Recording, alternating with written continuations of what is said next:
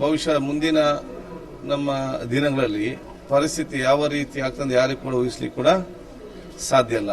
Oxygen ಸಂಬಂಧಪಟ್ಟ ಹಾಗೆ ರಾಜ್ಯ ಸರ್ಕಾರ ಮತ್ತು ಪ್ರತಿ ಜಿಲ್ಲಾ ಆಡಳಿತ ವೈಟ್ ಪೇಪರ್ ಅನ್ನು ಇವತ್ತು ಬಿಡುಗಡೆ ಮಾಡಬೇಕು. ಒಂದು ರಾಜ್ಯದಲ್ಲಿ ಇವತ್ತು ನಮಗೆ ಎಷ್ಟು ಡಿಮಾಂಡ್ ಇದೆ, ಯಾಕೆಂತ ಹೇಳಿದ್ರೆ ಮುಂಚೆದ ಡಿಮಾಂಡ್ಗಿಂತಲೂ ಕೂಡ ಈಗ 3 ಟೈಮ್ ಜಾಸ್ತಿ ಆಗ್ತದೆ. ಸೊ ಎಲ್ಲ ವೆಂಟಿಲೇಟರ್ಸ್, ಎಲ್ಲ ಆಕ್ಸಿಜನ್, ಎಲ್ಲ ಆಸ್ಪತ್ರೆಯಲ್ಲಿ ಫುಲ್ ಟೈಮ್ ಆಗಿ ಉಪಯೋಗ ಆದರೆ ಎಷ್ಟು ನಮಗೆ ಪರ್ ಡೇ ಆಕ್ಸಿಜನ್ ಬೇಕಾಗಬಹುದು ಮತ್ತು ಈ ಆಕ್ಸಿಜನ್ ಬೇಕಾದಕ್ಕೆ ನಾವು ಎಷ್ಟು ಡೈಲಿ ಇವತ್ತು ಸಪ್ಲೈ ಇವತ್ತು ಆಗ್ತಾ ಇದೆ.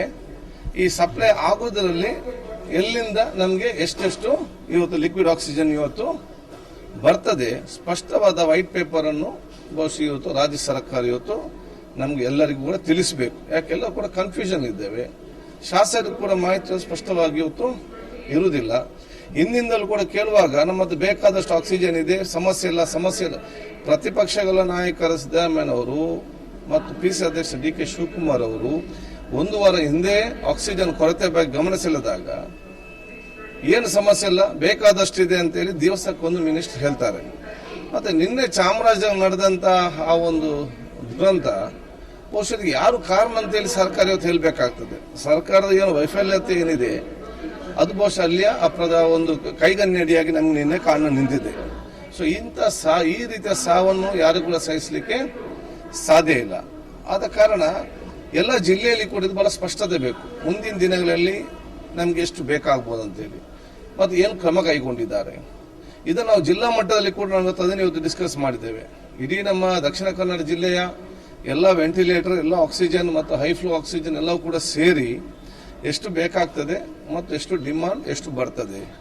ನಮಗೆ ಗೊತ್ತಿದ್ದಾಗೆ ಇವತ್ತು 80% ನಮಗೆ ಜಿಂದಾಲ್ನಿಂದ ಲಿಕ್ವಿಡ್ ಆಕ್ಸಿಜನ್ ಬರ್ತದೆ, 20% ಇವತ್ತು ಪಾಲ್ಘಾಟಿಂದ ಬರ್ತದೆ. ಇದೀಗ ನಾವು ಚಿಂತಿತರಾಗುವಂತ ಪರಿಸ್ಥಿತಿ. ಯಾಕೆ ಕೇರಳದಲ್ಲಿ ಅಲ್ಲಿ ಏನಾದರೂ ಕೇಸುಗಳು ಜಾಸ್ತಿ ಆಗದೆ ಎಂಟೈರ್ ಆಕ್ಸಿಜನ್ ಸಿಸ್ಟಮ್ ಅನ್ನು ಮ್ಯಾನುಫ್ಯಾಕ್ಚರ್ ಕೇರಳ ಗವರ್ಮೆಂಟ್ ವಶಕ್ಕೆ ಪಡ್ಕೊಳ್ತದೆ. ಅವರ ಆದೇಶ ಇಲ್ಲದಿದ್ದರೆ ಪ್ರೈವೇಟ್ನವರಿಗೆ ಯಾರಿಗೂ ಕೂಡ ಕೊಡ್ಲಿಕ್ಕೆ ಆಗುದಿಲ್ಲ. ಆವಾಗ ಮಂಗಳೂರಿಗೆ ಬರುವಂತ ಆಕ್ಸಿಜನ್ ಕೂಡ ಇವತ್ತು ಕಡಿತ ಆಗುವ ಸಾಧ್ಯತೆ ಇದ್ದಾಗ ಅದಕ್ಕೆ ಆಲ್ಟರ್ನೇಟಿವ್ ಏನಂತೇಳಿ ಸರ್ಕಾರ ನಮ್ಗೆ ಇವತ್ತು ತಿಳಿಸಬೇಕು. ಅಲ್ಲದಿದ್ರೆ ನಮ್ಗೆ ಹೆಚ್ಚುವರಿ ಅಲಾಟ್ಮೆಂಟ್ ಕೊಡಿ. ನೋಡಿ, ಜಿಂದಾಲಿಂದ ಇವತ್ತು ಮಹಾರಾಷ್ಟ್ರಕ್ಕೆ, ಆಂಧ್ರಕ್ಕೆ, ಬೇರೆ ಬೇರೆ ಕಡೆಗೆ ಲಿಕ್ವಿಡ್ ಆಕ್ಸಿಜನ್ ಇವತ್ತು ಕಳಿಸ್ತಾರೆ. ನಮ್ಮ ರಾಜ್ಯಕ್ಕೆ ಇವತ್ತು ಮೊದಲ ಆದ್ಯತೆಯನ್ನು ಕೊಡುವಂತ ಕೆಲಸ ಇವತ್ತು ಮಾಡಬೇಕಾಗ್ತದೆ.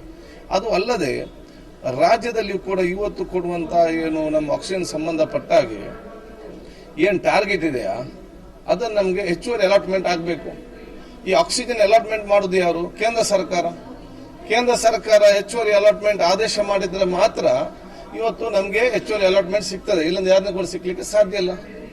ತಮಿಳುನಾಡಿನ ಸಂಸದರು, ತಮಿಳುನಾಡಿನ ರಾಜ್ಯಕ್ಕೆ ಶಕ್ತಿಗಳು ಡೆಲ್ಲಿಯಲ್ಲಿಗೂ ಕೂತ್ಕೊಂಡು ಹೆಚ್ಚುವರಿ ಅಲಾಟ್ಮೆಂಟ್ ಮಾಡಲಿಕ್ಕೆ ಶಕ್ತಿ ಆಗೋದಾದ್ರೆ ಜಿಂದಾಲಿಂದಲೇ ಅದು ಬೇರೆ ಕಂಪನಿಯಿಂದ ನಮ್ಮ ಎಂಪಿಗಳು ಮತ್ತು ನಮ್ಮ ರಾಜ್ಯಕ್ಕೆ ಸರ್ಕಾರ ಯಾಕೆ ಕೇಂದ್ರದ ಮೇಲೆ ಒತ್ತಡ ಹಾಕಿ ನಮಗೆ ಹೆಚ್ಚುವರಿ ಅಲಾಟ್ಮೆಂಟ್ ತಗೊಳ್ಳಿಕ್ಕೆ ಆಗುದಿಲ್ಲ?